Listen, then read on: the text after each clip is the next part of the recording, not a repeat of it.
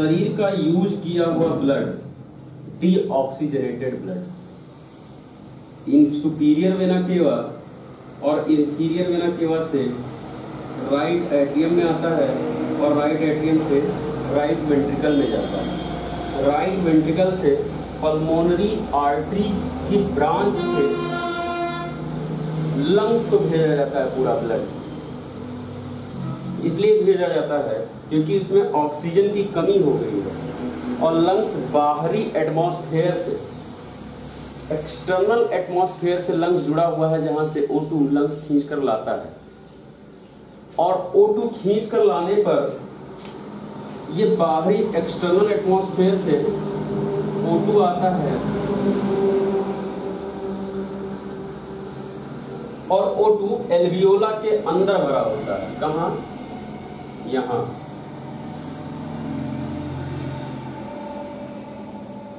O2 एल्वियोला के अंदर होता है। अब यहां से ये ब्लड आता है, एक्चुअली 5 लीटर ब्लड होता है, 5, 5.5, 6 लीटर, मैं अप्रोक्सीमेटली बता रहा हूँ, 5-6 लीटर। अब 5-6 लीटर ब्लड ऐसा नहीं होता है कि एक बार यहाँ ब्लड आया और वो फ्लूइड वेस्ट हो गया, निकल गया। फ्लूइड वही है, प्लाज्मा वही है, आरबीसी वही है। होता क्या है, बस O2 जो यूज हो चुके हैं, वो जो ब्लड है उसमें आरबीसीज है और आरबीसी क्या है, नाव, एक समंदर है जिसमें नाव बहती रहती है। कुछ वर्कर्स हैं जो उस तरफ साइड में काम करते हैं, तो एक नाव आती है, उनको बैठा लेती है और आरबीसी नाव है। आरबीसी क्या है? नाव है, जिसमें बैठकर वर्कर उस पार जाता है और अपना पूरा काम करता है और फिर जब वो खाली हो जाता है अपने काम से, तो वही नाव उसको O2 की जगह वो उसका क्या नाम पड़ गया, CO2। जब वो बिल्कुल थक गया, वो खत्म हो गया, वो काम करने लायक नहीं है, तो उसका नाम हो गया CO2। फिर वो वही बैठा कर वापस ले आती है उसी स्टैंड पर और उतार देती है। तो पूरा साइकिल ऐसे चलता रहता है। O2 जाएगा, काम करेगा अपना, फिर O2 जब काम करके थक जाएगा, मतलब काम करने लायक नहीं रह जाएगा, वो CO2 हो जाएगा, तब CO2 को फिर से वहां से उठा लिया जाएगा और फिर से लाकर वहीं छोड़ दिया जाएगा। इसी को हम लोग क्या कहते हैं, डिफ्यूजन। तो होता क्या है कि यहाँ से जब ब्लड यूज होकर और यूज्ड ब्लड, डीऑक्सीजनेटेड ब्लड यहाँ आता है, तो उसमें CO2 होता है, उसमें O2 नहीं होता है। तो उसी ब्लड को फिर से भेज दिया जाता है इस कैपिलरी के पूरे जाल में, लंग्स के पास। और यहाँ भेजने के बाद यहाँ जब यहाँ आता है डीऑक्सीजनेटेड ब्लड, जिसमें ऑक्सीजन नहीं है, तो उसका CO2, जो उसमें CO2 घुला है, वो CO2 क्या होता है, CO2 का इस ब्लड से एल्वियोला में चला जाता है। इस ब्लड से कहां चला जाएगा, एल्वियोला में। यहां से उतरकर एल्वियोला के अंदर चला गया और ये जो O2 एल्वियोला में पहले से भरा है, जो बाहर से लाया गया है, ये O2 कहां जाएगा, इस ब्रांच में, इस ब्लड में, इस ब्लड में। तो इसमें दो चीजें हो रही हैं, आप ध्यान से देखिए। एक तो CO2 बाहर निकल रहा है और O2 अंदर आ रहा है। कोई बाहर जा रहा है, कोई अंदर आ रहा है। जब O2 अंदर आ जाता है, CO2 बाहर चला जाता है और O2 अंदर आ जाता है, तो सेम वही प्लाज्मा, वही ब्लड फ्लो होता रहता है इसमें, इस पूरे एरिया में ब्लड फ्लो होता रहता है बस। और उतना जितना ब्लड फ्लो होता रहता है, उतने ही टाइम में CO2 उतर लेगा। और जैसे किसी रेलवे स्टेशन पर ट्रेन आती है और एक टाइम तक उसको रुकना है, उतनी देर में जिसको उतरना है उतर जाए, जिसको चढ़ना है वो चढ़ जाए, तो CO2 सभी उतर जाते हैं और O2 सारे चढ़ जाते हैं। और उतनी देर के बाद ब्लड यहाँ से बहता हुआ इस पोर्शन से, इस ट्रैक से आते हुए, या अगर यहाँ जितने भी लोग उतरे हैं, जो लोग चढ़े हैं, सबको ब्लड चढ़ाकर सारे O2 को अपने अंदर लेकर, और ये फिर से पल्मोनरी वेन के साइड आ जाता है, और ये when pulmonary vein right atrium left atrium में चला जाता है, और लेफ्ट एट्रियम का ब्लड कहाँ आता है? लेफ्ट वेंट्रिकल में, और लेफ्ट वेंट्रिकल पूरा ब्लड फिर से बॉडी को दे देता है, और जो अब ब्लड गया है बॉडी को उसमें ऑक्सीजन है, वो ऑक्सीजन फिर से सेल के पास जाता है और फिर से यूज हो जाता है, और जब फिर से यूज हो जाता है मतलब फिर से वर्कर गया, फिर से थक गया, अब फिर से उसको वही स्टैंड पर लाकर फिर से उतार दिया जाएगा। तो ये जो साइकिल चलता रहता है ब्लड का, ये 5-6 लीटर ब्लड होता है, और इसी में चेंज होता रहता है। चेंज क्या होता है? O2 CO2। बाकी नए नए सेल्स जनरेट होते हैं बोन से, स्टेम सेल से, वो कहानियां अलग है, उनका डिस्कशन मैं नहीं कर रहा हूँ। ये पूरा जो फिजियोलॉजी है, ये जो फिजियोलॉजी है, और O2 का आना, CO2 का जाना, इसी को डिफ्यूजन कहा जाता है। इसी को क्या कहते हैं? डिफ्यूजन। इस कैपिलरी को एल्वियोला, इस कैपिलरी और एल्वियोला के बीच में, कैपिलरी और एल्वियोला के बीच में एक मैट्रिक्स, प्रोटीन मैट्रिक्स होता है जो फिल्ट्रेशन का काम करता है, फिल्ट्रेशन का काम करता है। जैसे मैं बाहर बना रहा हूँ, यहाँ पे मैं नहीं बना रहा हूँ, लेकिन जो मैं बाहर बनाऊँ आप समझिए कि इसके नीचे भी वही होगा जो यहाँ है, जो इसके और इसके बीच में है वो यहाँ भी होगा। हम लोग डिजाइन कर रहे हैं एक filtration, filter.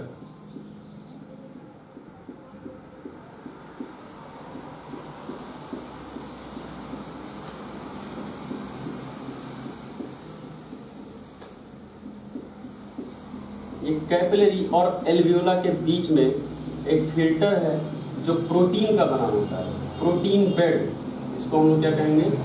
Protein bed.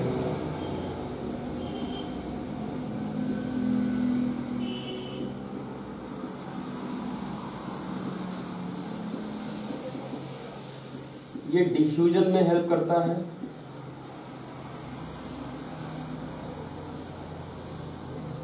Protein bed.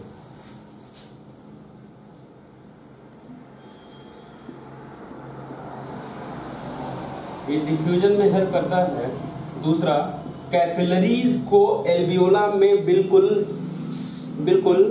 Attach करने में हेल्प करता है। ये जो एक्सटर्नल प्रोटीन है ये कैपिलरी को एल्वियोला से बिल्कुल अटैच करके रखता है, बिल्कुल चिपका के रखता है। अगर चिपका के नहीं रखा जाएगा, अगर अटैच करके नहीं रखा जाएगा तो O2 और CO2 का आदान प्रदान, आना जाना ठीक से हो नहीं पाएगा।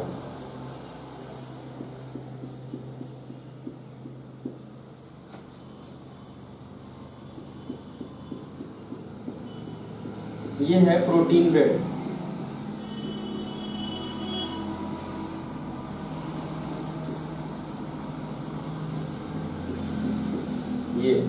ये क्या है?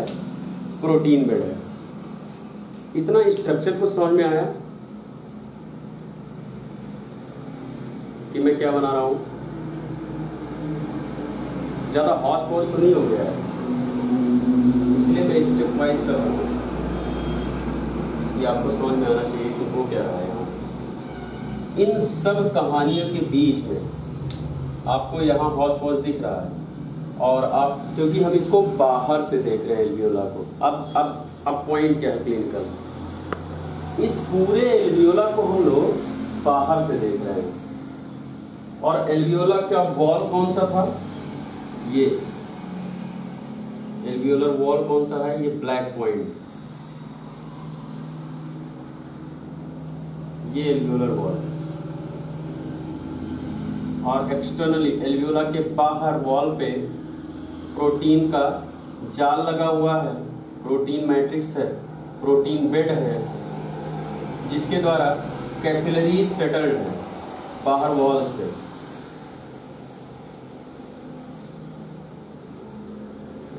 अब आपको ध्यान रखना है ये एल्वियोला, एल्वियोला के बीच में जो स्पेस है, अब ये जो आप वायरिंग देख रहे हो कैपिलरी का, ये बाहर सरफेस पे है, लेकिन उसके अंदर गैप है फिजियोलॉजिकली, उसके अंदर गैप है।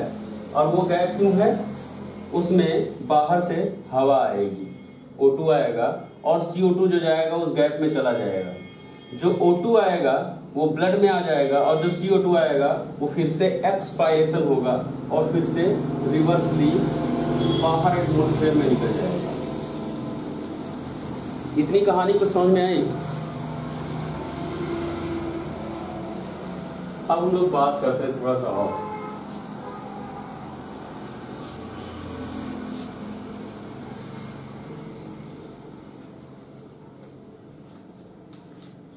मैं एक आसान सा एक फिगर यहां बना देता हूं साफ। ये है एल्वियोला, ये है पल्मोनरी आर्टरी और ये है पल्मोनरी वेन। यहाँ से डीऑक्सीजनेटेड ब्लड आता है और CO2 यहाँ से निकल जाता है और इधर से O2 जो बाहर से आता है वो यहाँ O2 ब्लड में आ जाता है और ये फिर से बॉडी को मिल जाता है। ये फ्रॉम बॉडी है और ये टू द बॉडी है। तो हम लोग ये फिगर पढ़ रहे हैं। अब बात करते हैं कि निमोनिया में क्या हो जाता है। बॉडी का अपना डिफेंस सिस्टम है, बॉडी में अपना डिफेंस सिस्टम है और डिफेंस सिस्टम क्या क्या है। निमोनिया आप जानते हैं कि इन्फेक्शियस बीमारी है और इन्फेक्शियस बीमारी है मतलब उसका कॉज है बैक्टीरिया, वायरस, फंगाई, बहुत सारे कॉजेज हैं। फंगाई बहुत अनकॉमन है, सबसे कॉमनेस्ट बैक्टीरियल इन्फेक्शन से होता है निमोनिया। और हम लोग इसका नाम क्या रखते हैं? न्यूमोनाइटिस। अब निमोनिया में जो ये एल्वियोला है, ये जो न्यूमोसाइट 1 और न्यूमोसाइट 2, इसी में सूजन आ जाती है। न्यूमोसाइट 1 में सूजन आ जाए, न्यूमोसाइट 2 तो 5% है, न्यूमोसाइट में सूजन आ जाए, इन्फेक्शन हो जाए, उसी को हम लोग क्या कहते हैं? निमोनिया। न्यूमोसाइट 1 जो है, ब्लैक पॉइंट्स हैं, इनमें इन्फेक्शन हो जाए, इसको हम लोग क्या कहते हैं? निमोनिया। कुछ समझ में आ रहा है? देखो यार, तुम लोग बिल्कुल बोल नहीं रहे, इसका मतलब है या तो सब समझ में आ रहा है, कुछ नहीं समझ में आ रहा है। क्या हो रहा है? कुछ रिस्पॉन्स करोगे?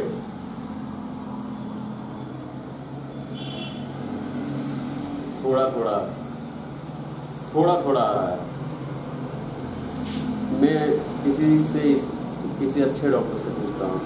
आशीष आज बिल्कुल भी अच्छे डॉक्टर बन के नहीं बैठे हैं। अमित,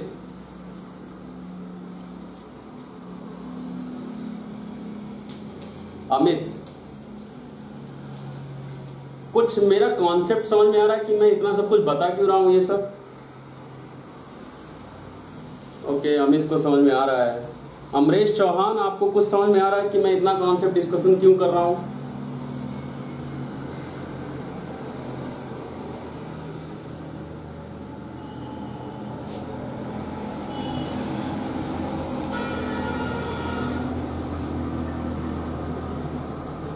ओके, चलो आशीष को मैं थोड़ा सा और समझाऊंगा अभी, और बाकी लोगों के लिए भी है। हम लोग यहाँ से शुरू करते हैं। पॉइंट नंबर 1, डिफेंस सिस्टम की बात करते हैं। अच्छा, ये जो इन्फेक्शन मैंने बताया कि इस न्यूमोसाइट में इन्फ्लामेशन हो जाए, उसको हम लोग निमोनिया कहते हैं।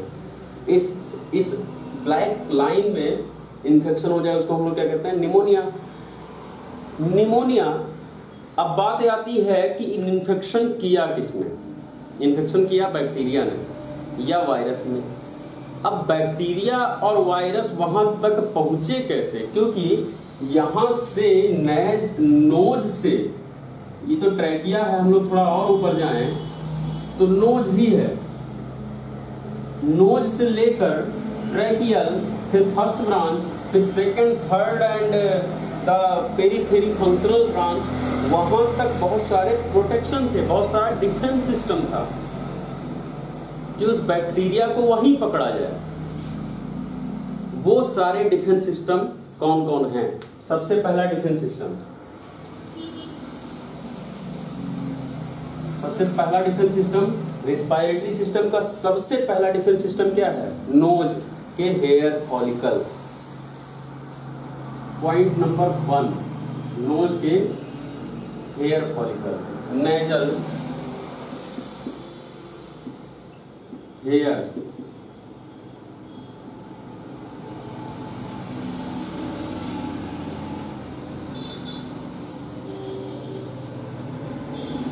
Nasal hairs. और दूसरा, जब हम लोग ट्रैकिया में आ जाते हैं, पॉइंट नंबर 2, तो दूसरा क्या आ जाएगा? Mucociliary escalator system. याद है mucociliary escalator system? Mucociliary escalator system, mucociliary escalator system. फिर जब वहां से अंदर आते हैं म्यूकोसिलियरी एस्कलरेटर सिस्टम से, तो हम लोग एल्वियोलर पॉइंट पर आते हैं, और एल्वियोला पर भी डिफेंस सिस्टम है। और एल्वियोला को डिफेंड कौन करता है? एल्वियोला में डिफेंड कौन करता है? मैक्रोफेज। Macrophage, very good. तो point number 3, alveolar macrophage. Alveolar macrophage. तो 3 पॉइंट हैं जो उस बैक्टीरिया या वायरस को रोक सकते थे, उस बैक्टीरिया वायरस को रोक सकते थे। इन तीनों को मिला के हम लोग क्या कह सकते हैं? डिफेक्टिव। ये एक्चुअली जब डिफेक्ट हो जाते हैं, इसको हम लोग कह सकते हैं इफेक्टिव क्लियरिंग मशीनरी या मैकेनिज्म। जो ये तीनों है, अगर फिजियोलॉजिकल काम करें, अगर ये फिजियोलॉजिकल काम करें, तो इसको हम लोग कह सकते हैं इफेक्टिव क्लियरिंग मशीनरी।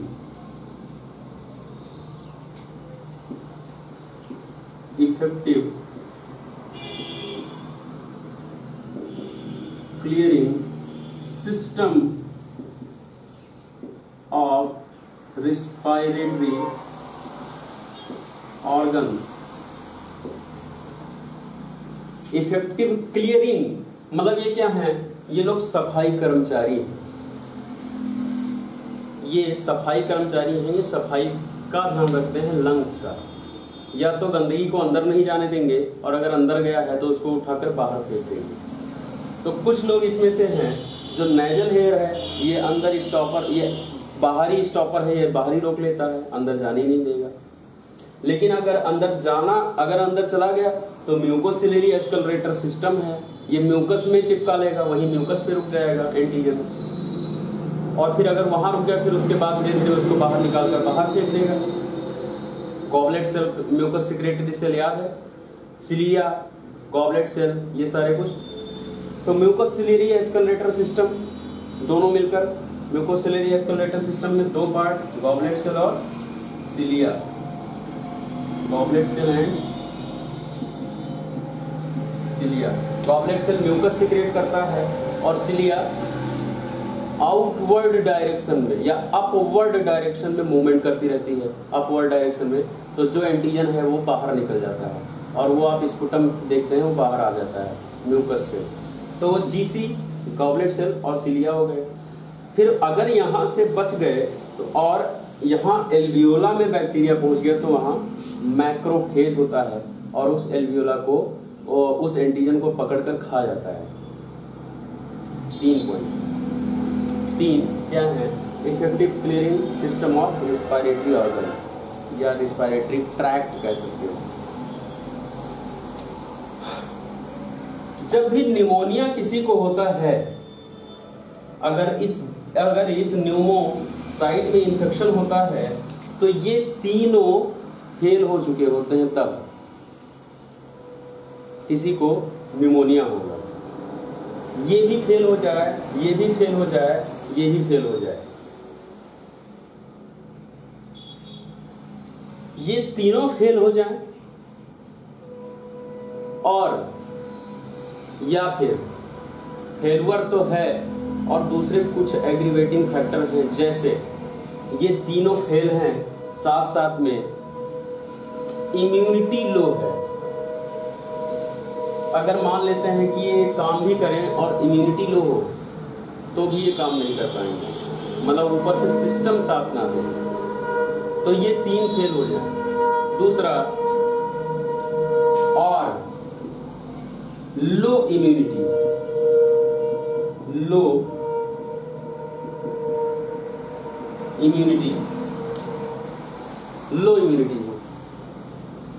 या एक कारण और हो सकता है कि जो एंटीजन आया है वो बहुत ही वायरुलेंट है, बहुत ही खतरनाक है। ऑर्गेनिज्म जो आया है वो हाईली वायरुलेंट है, वायरुलेंट मतलब बहुत खतरनाक।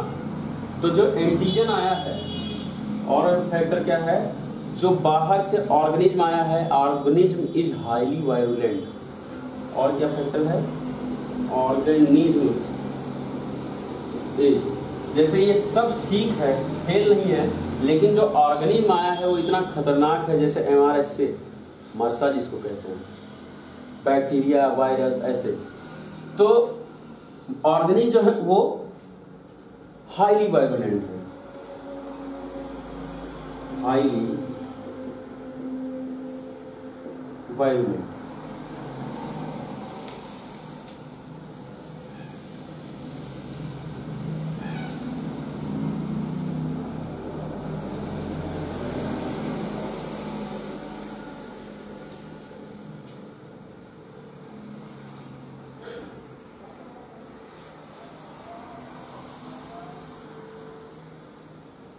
और ये अभी